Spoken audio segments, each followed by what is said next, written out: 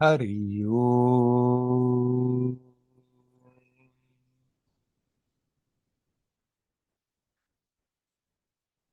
Hari Om.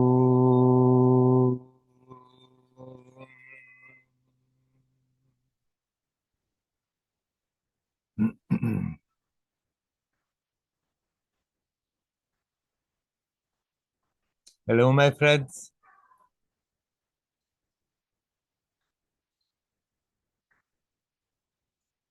First, prior to anything, is that unnameable mystery of existence.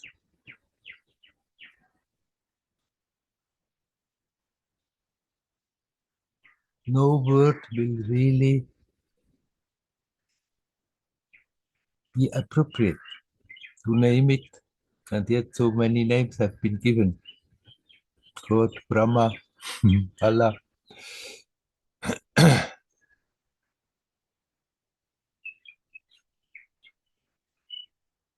Nothing can be said about that. But then this starts to express itself.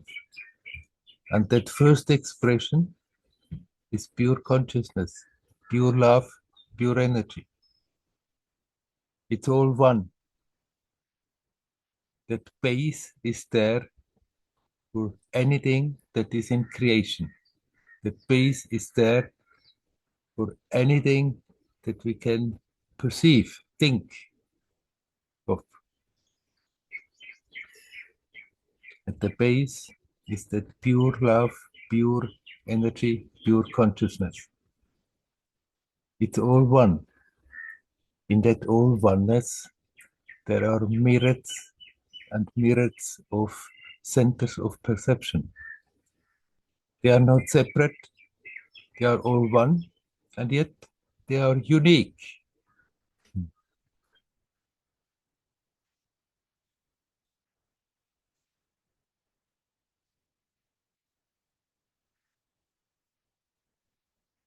Now, Heidi and Ralph asked me,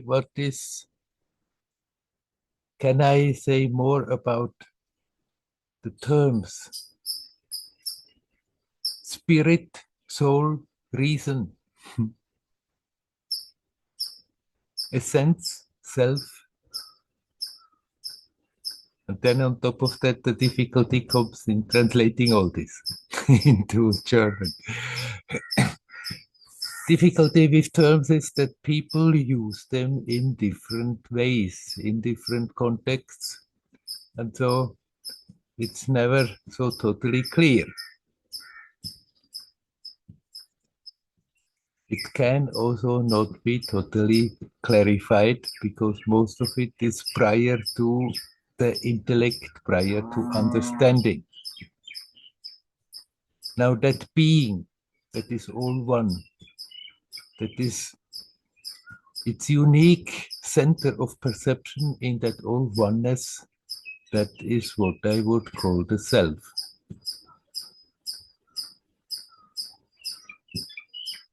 But even with that is a confusion because the self in Sanskrit is Atma. Now, the Buddhists talk about Anatma, the no self. But then that's again a thing of the words, because when they use the word Atma, they mean the personality, the personal identification of the self with a manifestation. But that pure self is all one, is not separate from anything. Now, what is then called spirit? Geist.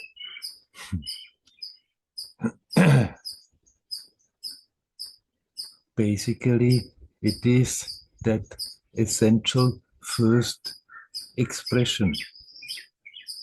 But then it's also used in different contexts in different ways. It's a word that I'm usually not using. And so it's also with the word soul. I'm always hesitating to use that word because people use it differently in different contexts. If psychology talks of soul, they think of something. If the Christian talks of soul, they think of something. If the Vedantins talk of soul, which they usually don't, but then they think of something else. Then in the new agey thing, the soul is very popular. Most of the time people think soul is that which leaves the body at the end of a lifetime. But actually,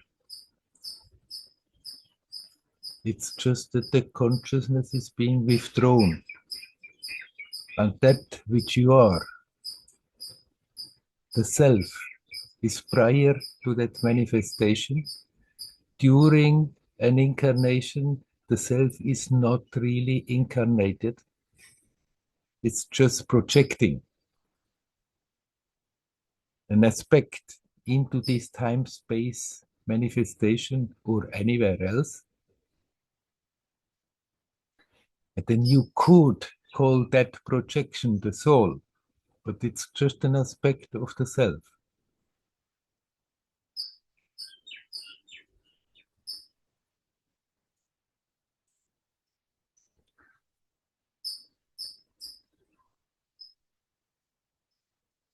I mentioned also the word reason. What has reason to do with that? Reason is an aspect of the intellect. The intellect, reason, is that capacity that we have to form consciousness into reasonable thoughts. If we are at ease, at peace, if we are in a natural state, reason comes naturally, without being focused and obsessed with reason. It simply comes out reasonably in harmony. Very few people are really in that state, and so reason has become an intellectual acrobatic which one can use to fight with each other. Who is more intelligent, who knows better? Reason would be that which simply helps us to reasonably function from moment to moment without thinking too much. Just whatever thought is needed at the moment could be applied, but then the habit has grown so much to think all the time that usually in all those thoughts that one has the whole day long, there is very little reason, because those thoughts are just mad. They go round and round things, repeating, contradicting, going on and on and on.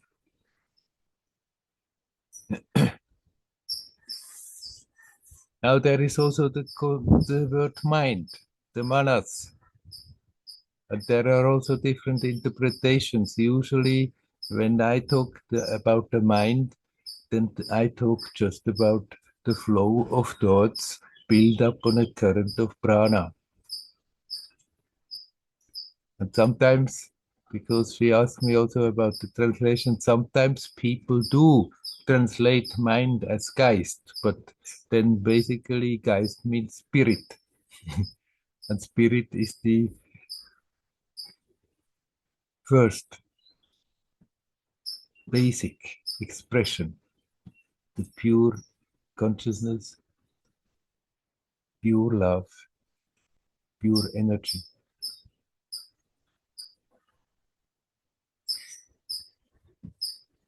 Now, where does the reason come from? How can we be reasonable? It's an aspect that is simply there in that base. If consciousness is expressing itself in the human form, that capacity is there to form thoughts, reasonable thoughts. If we are at ease and peace, if we don't create that sense of separation, then these thoughts are naturally reasonable. They come out of a harmony and don't create this harmony and pain and suffering and destruction. But the more we are estranged from that natural state, the more that reason is degrading and becomes something often not constructive, something that creates division. And as soon as we are creating division, we are creating more pain, which is not natural. It's always good to know when one asks about words. Words are just indicator. They are just pointers. Pointers to something that is subtler than words. And they can create a lot of confusion because people use words in different contexts, in different ways. And then it creates a rather confusion than clarity.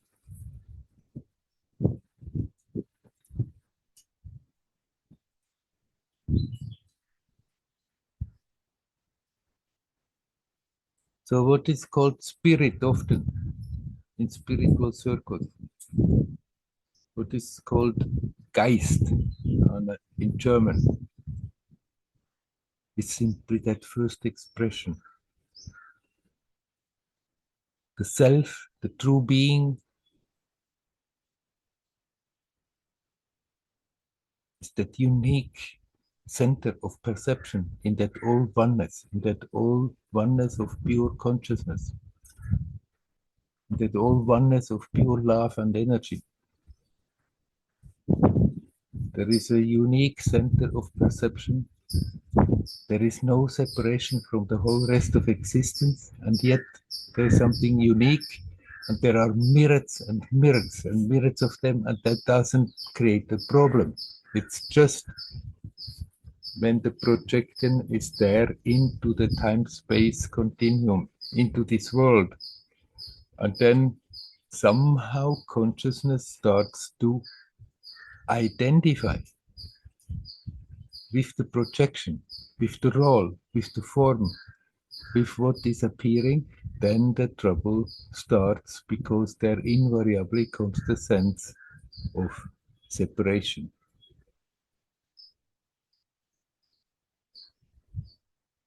We can call that projected sense of I the soul that leaves this plane when a lifetime is over. But as I said, I'm hesitating ever using that word because people again use it different.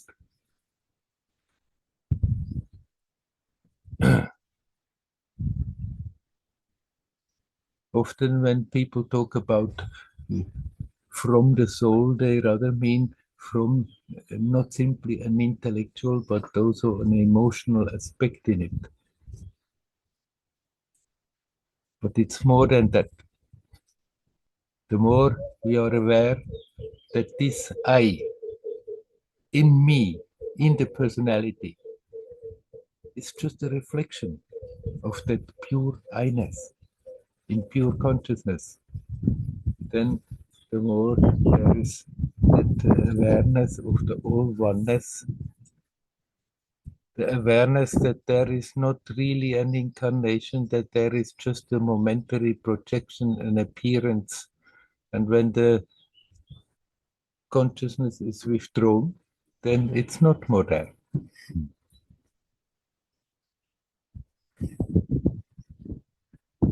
Words are words. We can have a certain clarity about them is okay, but it's good to be always aware. Use the words to become aware. Use the words to point back to the source. Use the words to inspire you, to open the heart, to connect consciously with that source, with that which is prior to time and space, that which is not born, which doesn't die, and accordingly it's also not reborn.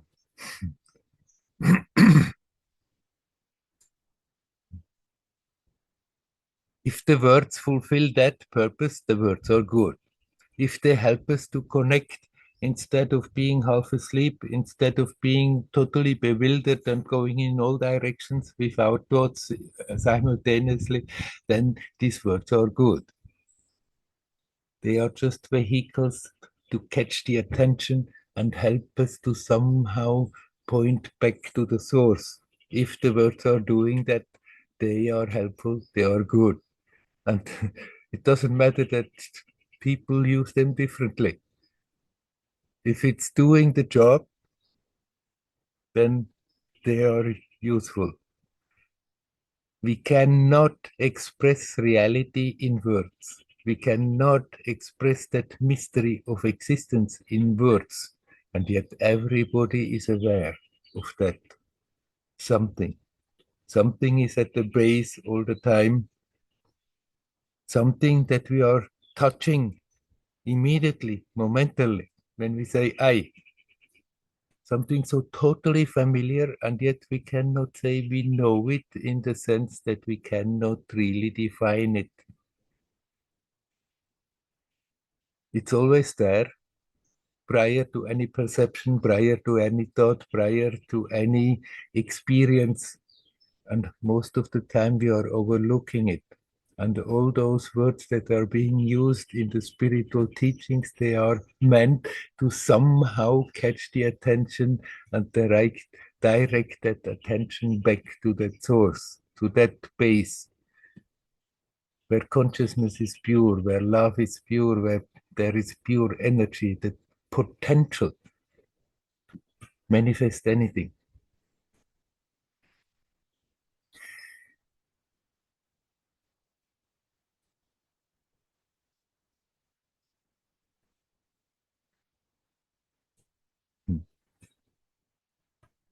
I hope you have not expected to give me an interpretation, explication, explanation, like a lexicon, that this word is chok, chok, chok, chok like this, that word is chok, chok, chok like that, because it's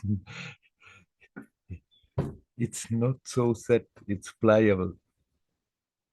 And the meaning of words is on one hand to express that inner beauty, on the other hand to help catch the attention when it's getting astray, when it's losing the roots in the base, in pure consciousness, in pure awareness, in pure love. They are just vehicles, tools to be used, but we cannot interpret, explain reality with them. We would like to, because we have been brought up like this. In order to be on top of a situation, we have to understand. When we think we understand something, then we think we are on top of it. But that fellow who wants to be on top of it, that fellow has to let go and come back to that pure I-ness, which is prior to any name and form, which is prior to anything that can be understood or explained.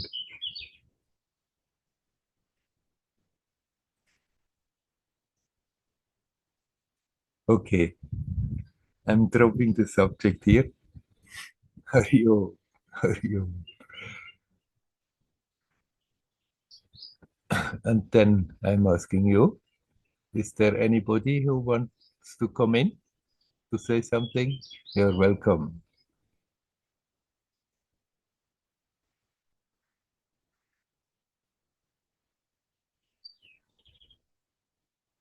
Hi, Van. Hello, Floyd. You're out in space, huh? Yeah, flying. Yeah. So you explained the term called as soul, Yes. but in the journey, as I used to undergo past life regression, Yeah. and there they call it journey of souls and things like that.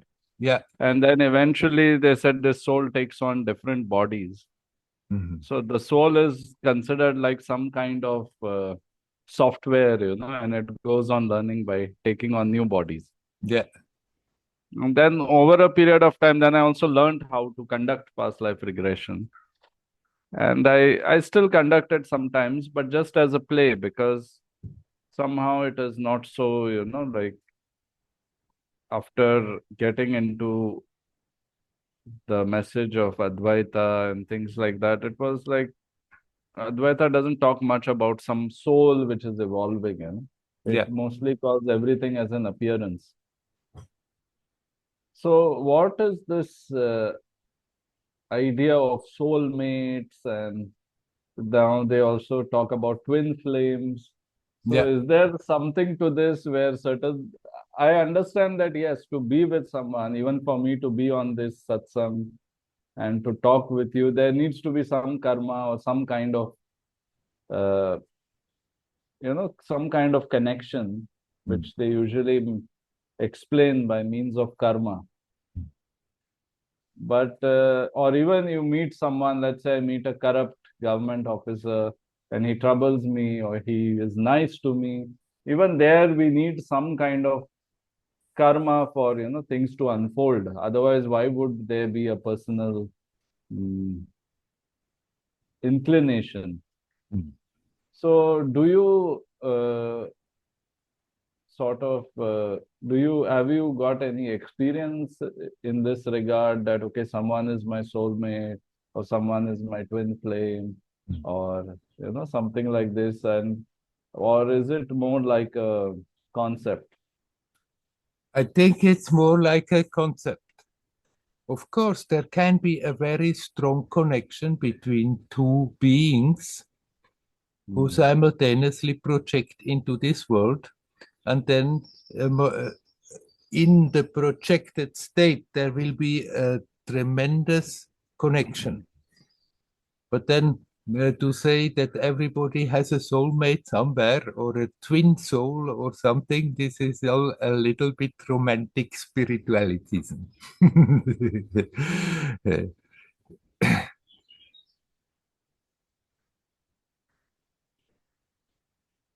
There is not really such a soul that is incarnating and evolving.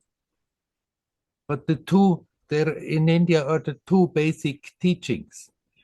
That there is the Advaitic teaching and says you are already dead, nothing ever changes. This is all momentary Hmm. superimposition, but nothing changes. And then there is that other teaching that there is such a being that keeps on unfolding and unfolding and evolving. And actually, the two of them, they are not contradictions. They are both true. But it's not like people usually think that there is a soul who is incarnating and then is getting experience and according to the karma is incarnating again and is incarnating again and slowly comes to the point that it can be liberated for not having to incarnate. You, as what you're never really incarnated. You're prior to time and space, and you're just projecting yourself. And then forms a personality for a lifetime, and then that is withdrawn again into your being. And that there may be a new projection, which is not strictly speaking a reincarnation of the other one. Hmm. So if somebody finds a soulmate, I'm happy for them. That simply means they have a great affinity. But it's not so like a natural law that everybody somewhere hidden should have that twin soul or that soulmate. Sometimes beings are so much in harmony that they feel like that, and fine, great. But it's not that you should waste the time trying to find your soulmate or your twin soul. Just be yourself. And then the external events, they are arranging themselves by themselves. You are complete in yourself. You are not a half, and somebody else has to come and fill up the other half. You are complete in yourself. If on top of that you decide to spend your life with somebody, go to journey together, that is perfectly fine, but not because you need somebody else to be complete. You are complete in yourself.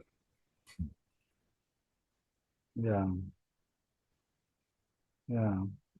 This Yogananda and many other spiritual teachers also have sort of prominent spiritual teachers have sort of propagated this idea that there Mm, is something called, your something like, another half which is going to meet, and then there will be mm. a fullness in living and things like that. Uh, yeah, so I think I think these are all spiritual sort of fads, which come in the market, and then there's a new fad. Yesterday, one of my friend, I don't know if he's here, he was asking me about, he was talking about 5-MeO DMT, this plant medicine. And then there is also something called as toad medicine, which is a shamanic, way to get into some kind of journey, like Yeah, ayahuasca. yeah, yeah. So, does this have any kind of value if it is done, obviously, if it is done in an authentic way, or is this kind of knowledge lost, somewhere, or it's there maybe with some shamans in the jungles? Mm. But we see, in places like Bali, I don't know about Thiru, but in all these spiritual tourism places, you see that someone is offering ayahuasca, someone is offering toad medicine. Yeah. So, does that also have some kind of value, or what is it? I cannot deny that it has sometimes helped people to open up, to shake them a bit out of the complete fascination and fixation on the material level. That Hmm. if somehow with that those experience, that certainty is a bit crumbling down, that may be very helpful. But I think that's about as far as the value goes. Hmm. People are sometimes people have been telling me their fantastic experiences with ayahuasca or similar things, and Hmm. thought of them of great spiritual advancements, but it doesn't work. It Hmm. it may be inspiring, but after that it's not that somehow something has changed, that after that their reactions in the day-to-day life are different because of that. So it's a bit an excuse for not wanting to do the real spiritual work to go then on those trips most of the time. Now, Hmm. I haven't been living with a shaman in somewhere out in the jungle. Maybe in that intensity, it may go deeper than that. I know that also in India there is a school who is using all kinds of substances, the aghoris, but then they are not just dropping in one substance and go a bit on a trip and then have a good time and have the feeling they have great spiritual advancement because of that.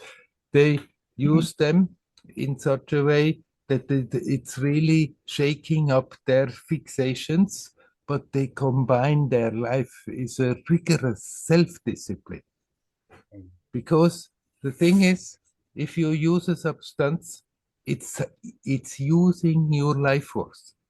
It's not that it's really something opening because you are strong enough. Your life force has already developed in such a way that certain barriers are opening. You are artificially opening, and it's using up your life force. So somebody who is taking a lot of this stuff, psychedelics, they always using their life force, and instead of growing and unfolding, they're getting weaker and weaker. If, like the agoris, that can be counterbalanced with a rigorous self-discipline that can be built up again. But it's not. I mean, it's not for the just the Sadak thinks. Oh, I need to make a new step, and I trip with something or other, drop in a pill or eat some plants, and then after that I'm that much the wiser. It can give indications, but it's also very, very easy to completely misunderstand and have then great illusions about it. It has the tendency to screw up a bit that ideas. It's an imitation of something, and then it's not quite the thing. What people are experiencing usually, and often, especially people who do that regularly, do that often instead of slowly developing a greater and greater clarity, there is more confusion, a state of confusion. They start to take things extremely important that are totally not important and missing to see what would be important for them to do, how to connect, and how to let go of things. So I wouldn't recommend that as a general approach to spiritually advance. Even if many people believe so very strongly, they're simply telling themselves stories most of the time. Yeah. So I think these are all stories like Tantra. Then we talk about, meeting someone with whom you will sort of open your chakras. Mm, And then there is also some idea about Shakti path, which I believe can happen. mm, But lot of, diets also, which, they say now this diet is better, then they say this diet is better mm. for spirituality and all of that. But I think substances like ganja or weed, I think they use it also as a relaxant because some of these sadhus, as you said, the vigor of traveling very long distances. Mm. Like I saw some sadhus in near Badrinath, they were constantly traveling, walking, going in buses, that kind of thing. And the moment they find a break, they would start smoking a chillam. Yeah, yeah. But it was, I think their journey was quite arduous because they don't know, that, okay, they will reach Tiru, they will find a room. It's not like that. They will just stay somewhere. Mm. Emotionally, also, they are quite alone and, like Yeah, not so, not having any emotional or physical security. yeah. So maybe that substance sort of helps them to go along with the thing. That was also told to me by a Naga sadhu that it sort of helps them to go about their routine better when they are, going through all this uh, rigorous routine and then doing all kinds of very difficult sadhanas. Sometimes there's a lot of fire around and a lot of things. Okay, that may be the case. That doesn't mean it does them help really Uh, spiritually going deeper. It just yeah, makes their journey a bit more pleasant, a bit yeah, less rigorous. Right. yeah. It's like wearing a sweater when you're in extreme cold. Yes. Uh, But what do you see about the third thing I wanted to ask is about changing the world, because then they Yeah. say, we have risen to a certain vibration. Now we don't have any personal desires. Mm, So sometimes I think, I don't have much of personal desires to create a family or buy a big car or something. mm. So why not spend time on reforming? Sort of reforming is a strange word, but sort of you want to change the world in some way that okay there's so much of, especially in India, I think uh, you would have seen like when people come, they find like, there's almost something which is inhuman about India. And many Westerners, they don't even dare to come to India Mm. because they'll get sick with the pollution and, with the corruption around, and it's all quite a mess. So, do you see it as are some people given the dharma to sort of transform that, change that, or it's sort of something which should naturally happen, or it's something one shouldn't bother about?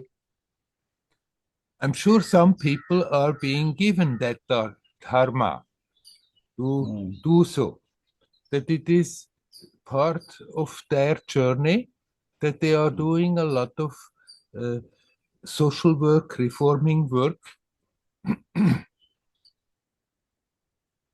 But even for those, they should not forget that the best they can do for the world is make order in their own psyche. As long as we are full of tensions, as long as we are full of contradictions, as long as we are creating our own inner pain and suffering, then we are also radiating that we are just adding more pain and suffering to the people. And then one can try to overcome that by doing service to the world, which is certainly a way to go about it, but one should always know when they are choosing that way. The main thing, the main importance is that we are becoming more self aware, that we are not, uh, because otherwise you can do apparently a lot of good things, but along with it, you are distributing your own tensions, and Yeah. it's neutralizing itself. So make order in yourself, make peace in yourself, become authentic yourself, and radiate that. And that is influencing the world. That has an impact. If more people would do so, this world would look very different. There is like a collective consciousness, and whatever we think and feel is somehow there in that collective consciousness. And if we are becoming peaceful, powerfully peaceful, that has an impact on the consciousness of the whole humanity. And that is the best contribution that you can possibly give. If on top of that, you feel it's your dharma to do external renovations, external social work, and externally improve conditions of the people who live there, then by all means, perfectly well to do so. But it should not be the primary objective, because then we can get so lost in it that we forget about where we have to work at first in order to really have an impact. But how do we sort of, because see, even if I'm doing my sadhana, Yes. and I still have to deal with the government, I still have to deal with a lot of, Yeah. things in the world which are not, which are kind of messed up in some way, and you Yes. still have to deal with it. So, in that case, like let's say, I think I told you maybe 1 month or 2 months back that I have to, that I'll be coming to Tiru. Yes. But somehow there's a very small task in a government office that I need to do, but it's sort of becoming, like something which is taking more than 2 months. Yeah. So more than 2 months and it's still pending. So there is a sort of somewhat, also a frustration and a sort of thing, that, oh, okay, this is a system which is very slow and corrupt and, that kind of thing. So, and I face this from time to time. Mm. If possible, I avoid it, but some things you can't avoid. Yes. So, in that case, do we face that situation and come back and then, focus on our inner sadhana and our inner stuff, or because if we react to it, in the sense that even if I start a revolution or some kind of movement, Yeah. it will still be a reaction, that Yes. Yes. because I face this, I want to now, screw these guys. Yeah. Yeah. So what would be the ideal approach? It's again the same thing. You work on yourself, and then externally you do whatever you can to deal with that challenge. Look as it as a challenge. Don't spend your time and energy resisting the fact that you have to do, that you have to confront certain things that you don't exactly appreciate, and then you just do that. But if you see it as a challenge, then somehow it's also resolving itself sooner or later. And in the same, on the way, we can learn a lot of patience. Mm. Yeah. I remember having once read in Ramana, somebody asked Ramana, but Bhagavan, what is the way? And he said, forbearance, more forbearance, and yet more forbearance. Mm. So That forbearance is like patience. patience, that we can deal with difficult situations without getting uh, thrown out of our balance because of that. Mm.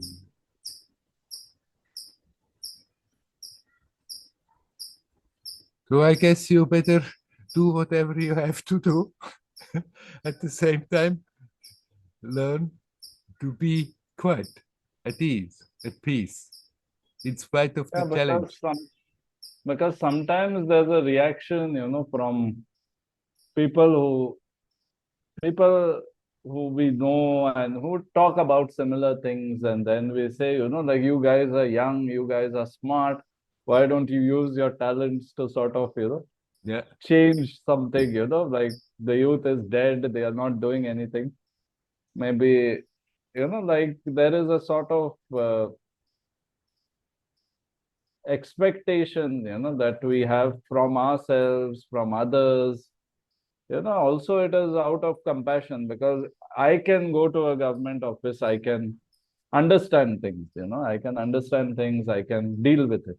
Yes. I can deal with the bureaucracy, and somehow, okay, it may take time and whatever, but still I can, if not, I can go to court, I can do something about it. But if someone is completely not educated, they cannot do much about it. Mm. So there's a sort of thing that, you should, people like you who have the abilities, talent, should do something about it. But then my conflict is also that if I try to do something about it, it's a sort of revolt or revolution or complaint or whatever it is, legal action. Eventually, that has not solved the problems of the world. Mm. Like even Osho used to say that, the revolution will just change the people who are leading the situation. The ones who revolt will become Mm. like it happened in Russia or France, the ones who revolt are going to become the new tyrants. Yes. Yes. So it is like a power struggle, but then it doesn't really solve the issue. I mean, sometimes it will be totally justified that you speak out, that Mm. you see some injustice that goes on and that you talk about it. Mm. But it's not that you have to become a professional revolutionary in order to change it, to change the world in that way, because you just said it, right? Uh, the revolutions that have happened, they they brought down a system and they built a system that looked different, and yet the mechanisms were exactly still the same. Why? Because people were still functioning the same. Mm. And if we want to change that, it always starts with ourselves. It always starts with having a good look at that one source of troubles. We can really do something about it. And that is our own mind. Have a good look how we are functioning. Have a good look how much tensions we're still building up and radiating. How much in that way we are contributing to tensions that are manifesting in the world, and learn not to do that anymore. And then people are different. Some have the dharma to be more active in the world and really somehow be on the street and do something about what is happening, and others have not. And you cannot say one is doing more than the other, but because the main job you can do for the world is definitely, I'm coming back to that all the time, that you work on yourself. The more there is there that harmony, that peace, the more powerfully it is manifesting, the more you are influencing the world, whether the world is aware of it or not, whether you are getting respected for it or not.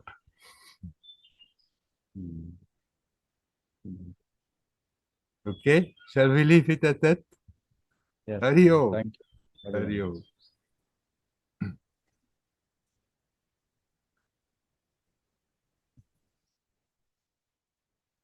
Is there anybody else who would like to come? You're welcome to do so.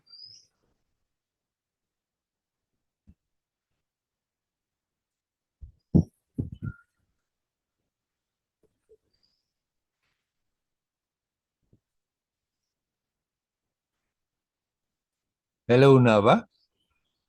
Hi, Werner. What's happening more and more with me is there's a dissonance between the mind and something else that's happening. I'll try to explain. My mind keeps chattering, just like this all the time, it seems. And my body feels the same way. It feels like it's chattering. It's always Yeah. okay. At the same time, something that there aren't exactly words for, but I feel a peace and a calmness, a connection that is there. As you said, there aren't words for some things, and how can I possibly explain, that God comes to mind? But this is all happening, and I ask myself, so what's real? Is this chattering mind and the chattering body telling me the other's not real, or are they happening together? I don't know. Did you have the feeling that that chattering was getting worse, was increasing? No, I think it's just what it's always been. I'm just Right. more aware of it. That's And exactly what happens. yeah, but When you it become is, more aware of that peaceful aspect, then sometimes it may look a bit, wow, God, what's going on in the mind? But sometimes people have the feeling it's getting worse and worse, but it's not getting worse and worse. They just become more aware what has been going on all the time. Right. And that peace has been there all the time. It's there at the base. It's against the background of that peacefulness, of that beingness, that we are aware of all this noise, of all these movements. But most of the people, most of their life completely ignore that. And then they think this is real, this chattering mind, this chattering body, this being always ramba, ramba, ramba, going somewhere, doing things, and identifying with that personality and with the events, completely overlooking that all along this whole thing is only possible because that silent base is there prior to all this. So you ask which one is real? This silence is definitely the more real part than the chattering part. That is changing all the time. It's never staying. It's not solid. It's just something that goes on. and is twisting and twirling and changing all the time. It's not something you can say it's real. It's real as an experience momentarily. But that other aspect which you feel more and more is not momentarily. It has been there all the time, even when you were not aware at all. But now you become more aware, it's there. It's not that you have created this somehow with your practice. It has been there also prior to your practice. But your practice helps you to open up and become subtler and become more aware. Oh, there is something else. And this is the real stuff. The other one is just momentarily. Momentary appearances, they come, they go. For a moment, it's real as an experience, and then it's already gone, and it's just a memory. It has no reality except that we are artificially creating a reality by feeding our life force into that memory, positive or negative, being angry about the situation or being totally charmed and wishing it back. We're feeding our life force in it and give it a reality that it doesn't deserve, because momentarily it's real as an experience, and after that it's already gone. It's just in the mind, it's just a memory. But you are prior to that experience, during that experience, after that experience. That base is there. That without that base, all these experiences could not happen. So with time, do they get more aligned so that the mind calms down and the body calms down and they're more like the other? Because the other is there almost all the time now. Right. And the more you can be rooted in that, the more it will influence the expression. And in time, it may calm down. And that may go quickly, or that may take its own time. It's very different from one story to another. But if you really sincerely are rooting your attention into that base, into that peaceful, harmonious, beautiful base, then more and more this other will calm down, because you don't feed it anymore. We feed the mind by being totally identified with the thoughts, with the actions, with the emotions, and feeding our life force into it, being totally interested. But if you are becoming aware, oh, there is something so much more profound and expansive, then the interest slowly fades away for that. And if you don't feed your life force into it, then it starts to calm down gradually by itself. There is hope. Yes. Okay. I have one more question. Yes. It seems that all of this is so full of paradoxes. Yes. Sometimes it feels like the more that I am with myself, can't explain beyond that, but the more I am with myself, the more room I have for everything, other people, nature, whatever. There's more room for something deeper. Yes. And other times it feels like I have to, how to put it? It's like when nothing is left inside of me, then there's room for everything else. And it's two opposites. Right. On the intellectual level, one may think, oh, you are always busy with yourself, so you have no room for anything else. But it's what you are saying is the truth. If you mean yourself, if you mean that you come back to your beingness, come back to the essence of yourself, then automatically there is room, because you become aware you are anyhow connected to everything. There is no separation.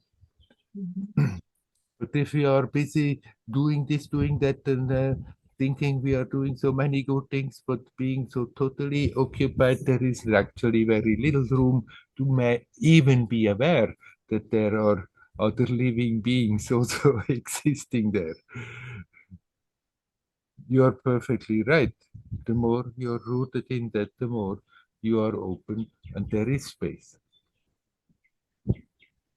And yet there's the other side that sometimes it feels like everything inside of me, when it's out, it's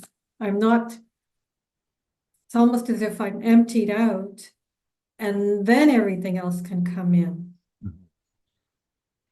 Yes, it may feel like this. It's not really like you clean out, and only when it's really clean and empty, then is space. The less we are obsessed with our I personality, the more naturally we feel also connected. And then we need not go out and do a lot of things and manifest and show off that we are also having space for others. Simply feeling connected is already doing the job. And then when somebody comes, then it's also totally different way you can meet with that being if you are emptier, if you are not full of your own personal petty little concerns. But it's not these functions not only when it is really cleaned out that nothing remains. The more you detach from that, the more automatically you become also empathic, because there rises that feeling of that you are connected. It wasn't that I actively emptied anything out. It's just feeling that everything was gone. Mhm. And then it was a feeling of, and then something much greater comes in and takes over. That was the feeling. It Right, wasn't an active doing. right. And this is happening and then it goes away again, or this has happened and then it stayed? Nothing stays. Nothing stayed. Nothing stays. Things come, they go, except for this feeling of peace, Right. calmness, more love. I'm not as critical most of the time. Yeah. Yeah. That is there much of the time now. Mm. Right. And it's happening also to most of us like this, that there are these moments of grace, which we didn't do. They just happen. But Mhm. they happen usually to people who make themselves available, that it can happen. And you are making yourself available by consciously turning your attention in the good direction as good as you can. That as good as you can bring your attention back to that base, as good as you can, you let go and you relax and don't hold on to things. And then sometimes it just happens. It may feel like you described, that it sweeps out whatever is there, and there is space so much more expensive than when we are full of our petty concerns. Mhm. But then the old habit may still be too strong, and it may be no time to stay with it, and there we start again. And then we need not regret and think maybe I did something wrong. It was just no time. Then we continue doing the work of making ourselves available. We cannot really do that, what you're describing, that we cannot produce that experience. It's more, the more you Mhm. make yourself available, then it starts to happen. And then eventually your attention may be sucked in so deep into that you don't lose it anymore. Hmm.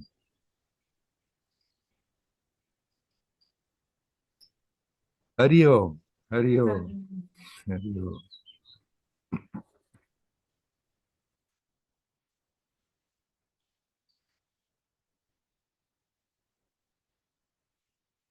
Is there anybody else who would like to come? Hello. Hello, Andreas. Can you explain a little bit more about the life force? Like Life why force. Yeah. what's it you using it up and how or what you can do to make it stronger? Hmm. I mean, the life force is the basic energy that is there, like consciousness. It's simply there. But as we can expand our consciousness, we can learn to consciously connect more with that essential life force and stop throwing it away all the time. It's not that we have to do a lot of work and slowly build up that force. It's already there, but we have to learn to use it wisely. And the way people are functioning, that life force is being used up just to somehow deal with all the mental contradictions, with all the tensions, with all the difficulties they hold on to, and then they feel totally exhausted. And there's very little of that energy, of that life force left that really the experience can expand.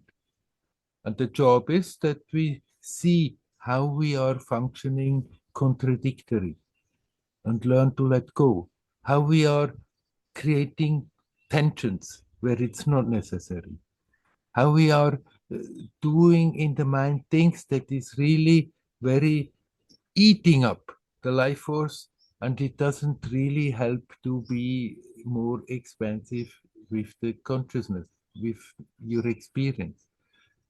So it's not really a matter of accumulating more force, it's a matter of getting rid of all that we are doing to unnecessarily use it up. Do you want to explain how drugs are reducing the life force? How it is? How drugs are How the drugs are using the life force, because there are certain natural barriers in our perception that the people have their worldview, and their actually it's very limited. What we perceive and what we think is reality is just a little aspect, and there are natural barriers there, so that the consciousness somehow can prepare to slowly be mature enough to remove those barriers gradually, often, and suddenly sometimes. And what drugs are doing, like psychedelics are doing, they are cutting a breach through it artificially. And then people are being confronted to something they are not really mature to deal with. And it's in order to create that breach, somehow some energy is necessary, and that energy is sucking out our life force that could be used more wisely than that.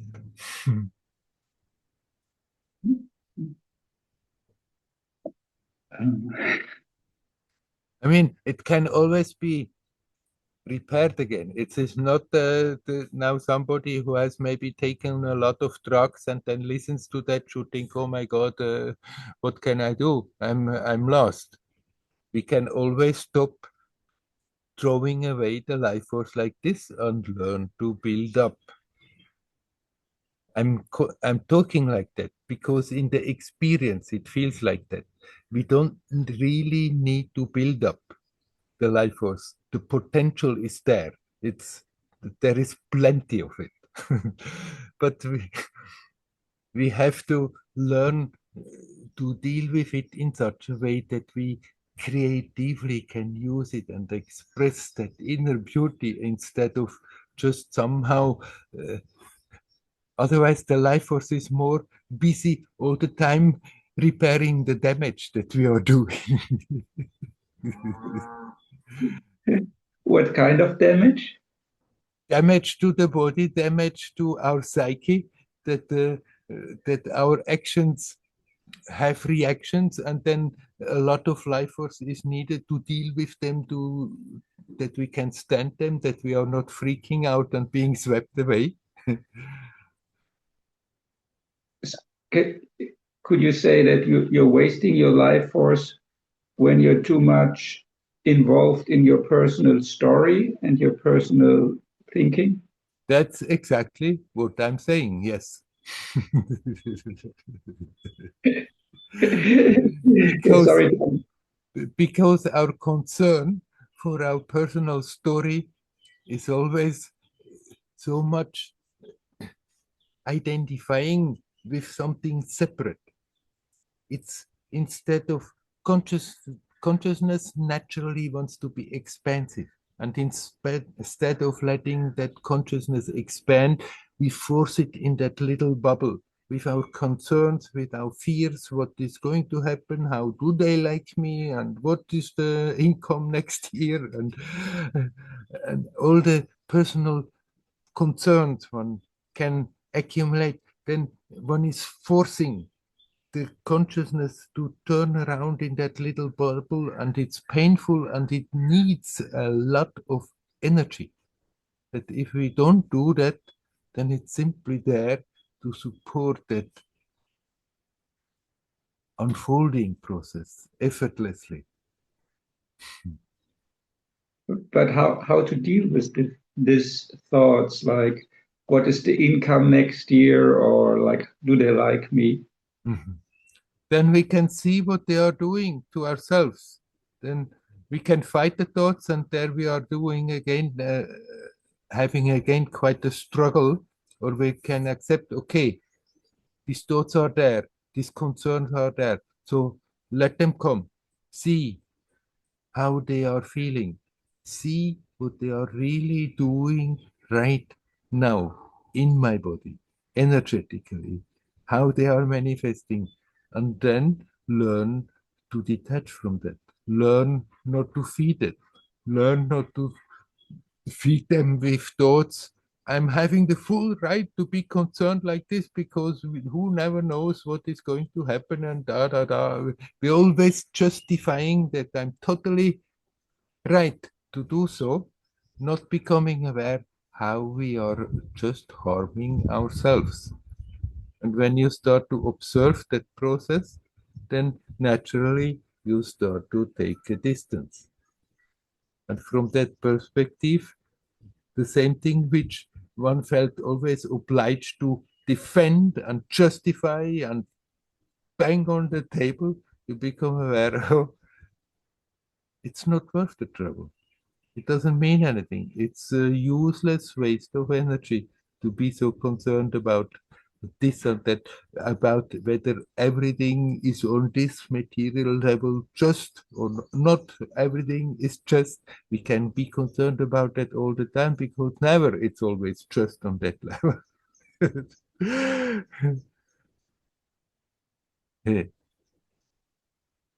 Not feeding that habit of being, not defending the position and thinking, yes, but I'm right to feel like this. It's not a question of right and wrong. It's a question whether you keep doing it and then doing harm to yourself or stop feeding it. Is the harm coming with the emotional charge that is in it?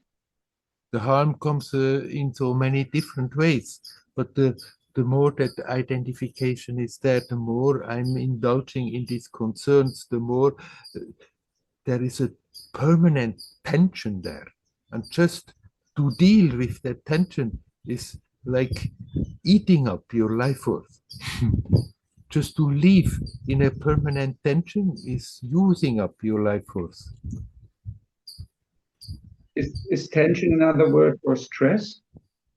Tension and stress, yes, there are other tensions than stress, but that mental stress about uh, never being capable of doing the whole thing that one wants to do, that stress is not a sort of tension, yes.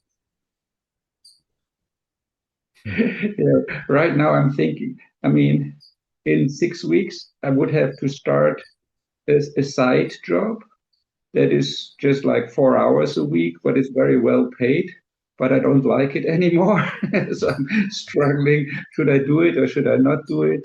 And I don't need the money, but it's very well paid. So I'm just like drawn in the, yeah, what to do. Yeah.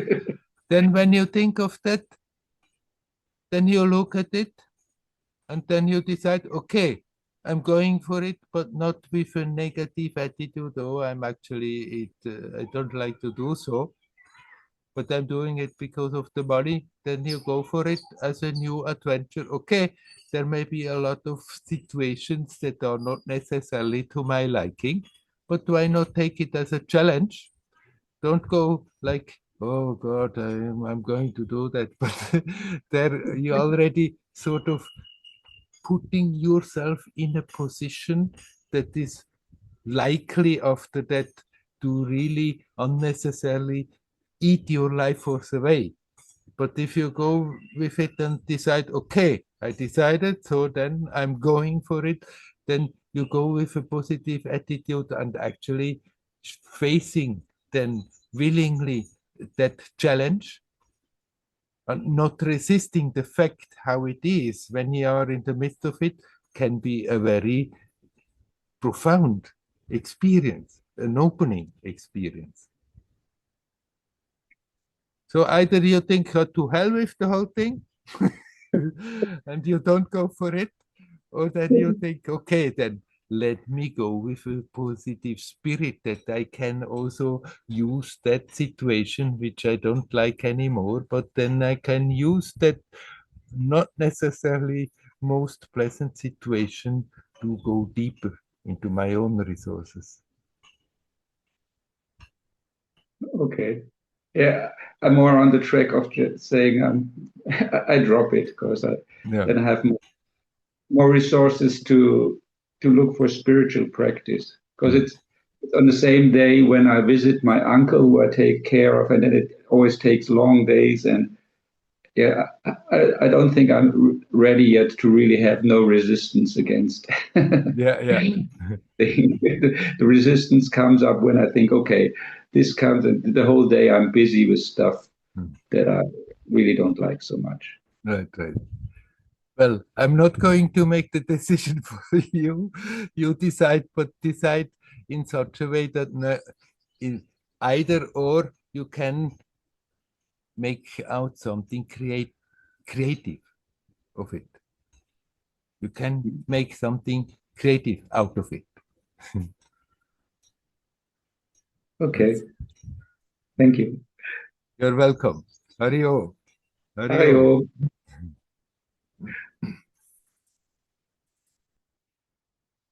Is there anybody else who would like to come? Hello, Werner. Hello, Nelly. I want to share something, and maybe you help. Do you hear me? Yeah, now I Can- hear you again. A moment it was a bit broken up. Let's see. Yeah. Yes, I want to share. Last some days, I had a retreat here. Yeah. We were some 8 hours in silence for some days. 8 hours a day we were silent. Yes, and we walked. We meditated in some ways, watching breath. Yeah. So walking sometimes, and one of the methods was mantra, jumping mantra inside. Yeah. So first I thought that this is not for me. This I didn't feel it close for me, and most time I just was sitting and watching the breath and using my own mantra, like some Russian words that helped me to connect with God. Yeah. But then some last days, I found myself that I really use this mantra and that I feel some inspiration and that it helps me. Yeah.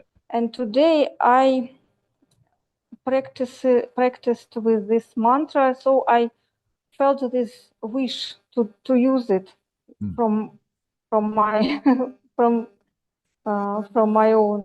Yes. So today I was repeating it inside me, and I felt that really it helps me to not involve in my thoughts, and I don't. But today it seems to me that it helps me more than my own phrases that help me, because they are in my Russian language, and maybe they switch my mind, because yes, it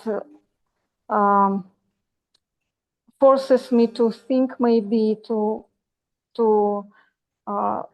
create some more phrases, more close, more something else.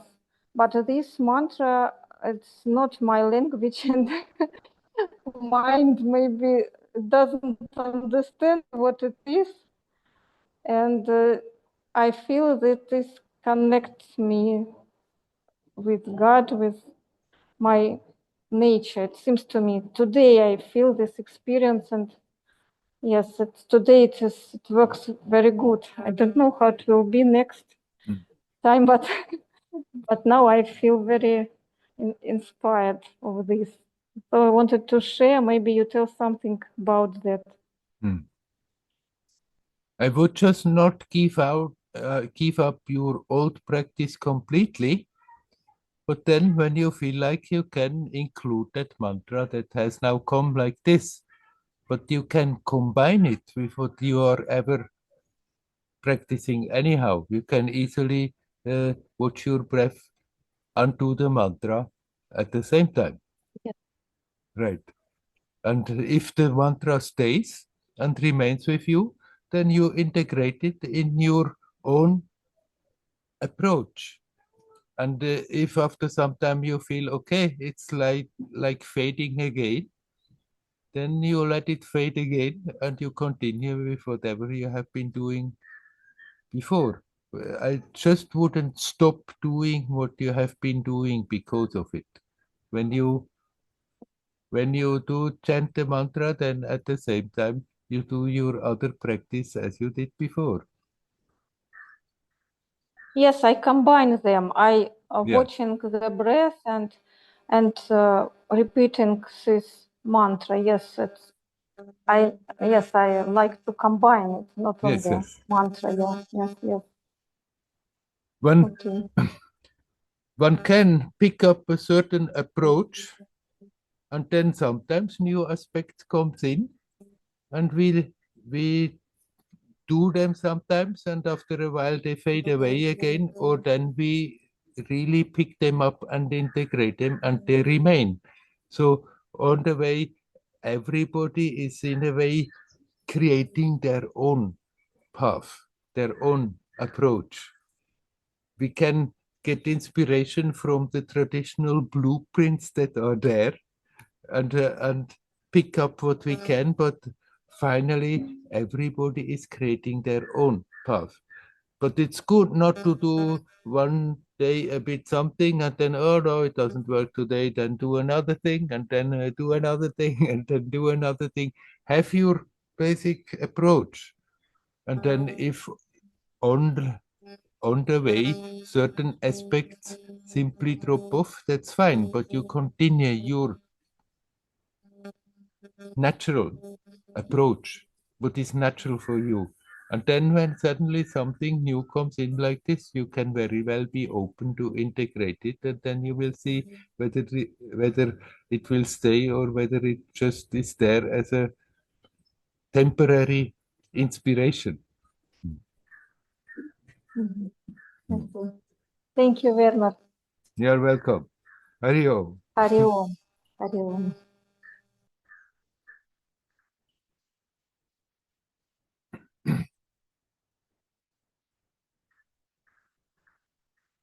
Would anybody else like to come in? If we want to, there is some more time.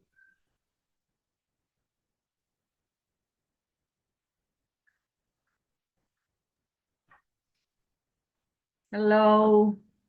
Hello, Ilona. I wanted to ask about breathing techniques. It's in connection with this life force or prana. We've been doing on and off some simple, very simple, like guided Wim Hof guided breathing meditations. And recently I was kind of forced to, because of health reasons, to try to do more. I was studying about different breathing techniques, and I was thinking why I never did pranayama, because it's like we are studying Vedanta and then going to India, but never came up with the pranayama, because we never did yoga and stuff. So pranayama was out of reach. And I started to read book. I had one book, and then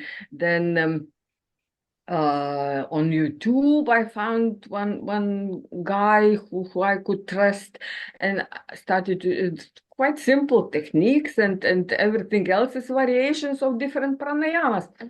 But my question is, in Indian tradition, somehow pranayama is given by the teacher to student.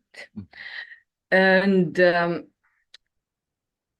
why is that? It's because the pranayama is considered like spiritual, like tool for spiritual growth, or you can damage something by doing wrong. Is it the same when I do repeat what on YouTube somebody's doing? Because I don't have the teacher who could recommend for me personal pranayama. So can I? Yeah, I just do what YouTubers do. Yeah. Well, the tradition is not because it's too holy to just start by yourself. It's more like if you have a teacher that gives you the pranayama, then the teacher can also a bit observe and watch over you whether it's working well. Because when we are including the vital force so directly, we can do a lot of good in our psychophysical system, but we also can create troubles if we are not doing it harmoniously. So it's more because of that the tradition says you should have it from a teacher, because then the teacher who has experience with it can observe, and if something goes a bit wrong, he can tell you, oh, careful there. But this is for intense practice, like yeah, I think. No? Right. I wouldn't be afraid of doing some breathing exercises that you learn on YouTube. Just be observative yourself. If you feel that somehow it starts to build up a strain, then somehow it's better that you either reduce it or make sure that you're doing it right. But basically, it should help you to easier relax. And if you feel that it is doing, then you can think that you're on the right path. But if you have that experience that you are easier relaxing, don't think if I'm doing more and more, then it's also helping to relax more and more. It's more advisable with this kind of thing. You do a little and you keep on doing it for a longer period, then think that you can do a lot of it, and then it has a lot of benefit. I think regularity is the key, because sometimes you get lazy and stop. And now I feel that still it's good to have some practice to maintain this like,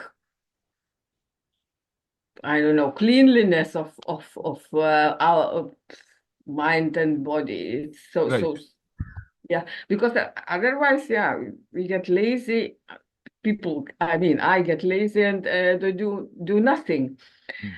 So now I feel that it's a breathing for me. It's very valuable thing. But also the question is, as I was reading about these yogis, I understood that they perfected this art of pranayama, and they know some secrets how to direct flow of prana and stuff. And what do you think about it? It's legends or it's reality? Well, certainly yogis have been doing all kinds of things. But it may, if you do all these kind of complicated practices, it may have a certain specific effect, that they do certain briefings to develop certain powers, or to develop this or develop that. But for your general health and for your spiritual benefit, it's not advisable that you seek out complicated practices. My experience is, the simpler the practice, the more powerful it is in helping you to really connect with the essence, if you have the patience to keep on practicing it. Mm-hmm. And then also with connection with the life force. Everybody says that this breathing is equal prana, and we breathe not only oxygen, but also we breathe in prana, and we can we increase? You said the life force is unlimited and it's everywhere, and it's but still we have to somehow attract it. Is it I think it's very good tool, breathing itself, to do so. Right. Like, the breath is not the prana. That rhythmic movement, that the air is being sucked in and pushed out of the body, is a manifestation of prana. But it's used as that the breath is used because it's so easily recognizable, that the work of the prana is there all the time. Every thought, every emotion is built on the prana. Everything in manifestation is built on prana. But like breathing is something that we are so easily aware of. It's an expression of prana. And if we learn to consciously breathe, and breathe gentler and slower and deeper, then we are automatically connecting more to that deeper with that prana. But it's not that you, in a way, breathing the prana in.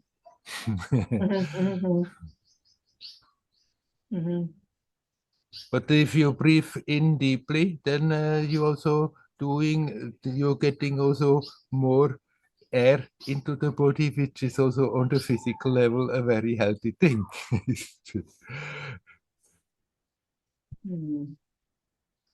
Like somebody who is doing, let's say, Tai Chi, is more through the movement, the conscious movement, learning to feel that current of prana. They call it chi in China and ki in Japan and prana in the yoga, but like there it's more with the movement of the body. But you can also, by becoming more aware and slightly controlling the movement, in the body of the breathing going in and going out. You can tune in into that current of prana that is always there, more and more conscious. Through the breathing, you become aware of the subtle prana that is behind the breathing. Mm.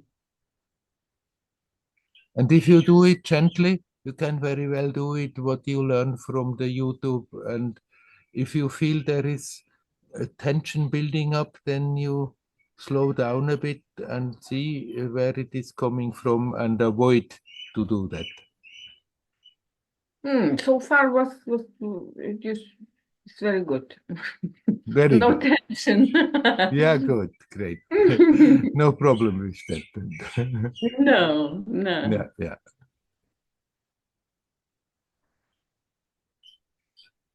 Just be regular. If for some reason or another, one day you don't have time, it's not a big deal. But not, okay, I'm doing it for 2 weeks, and then, no, I'm not doing it now for a month. And now, no, I'm doing it again for 2, 3 weeks, and then you stop. Because when you start the breathing exercise, then the body has to sort of acclimatize, has to adjust that you are doing that. It's a bit different than in the flow of the prana.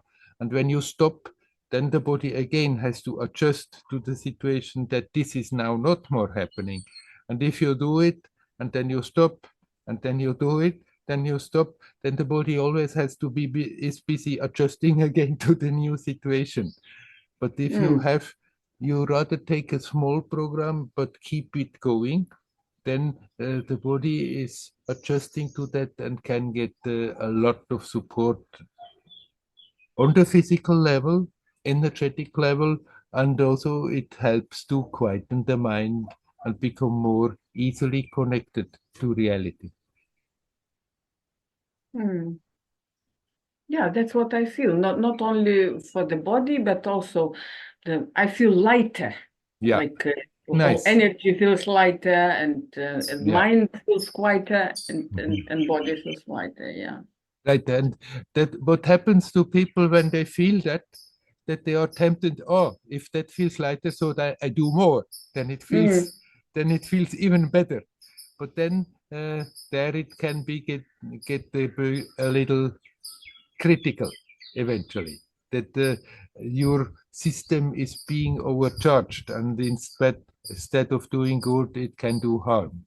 So rather keep it on a gentle level. Okay. Yes. Okay.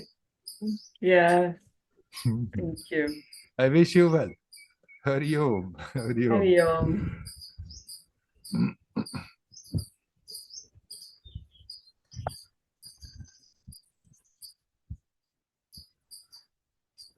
It's good that we remember whatever practice that we are picking up, the essence of this practice is to make it easier to connect consciously with the source, with the essence.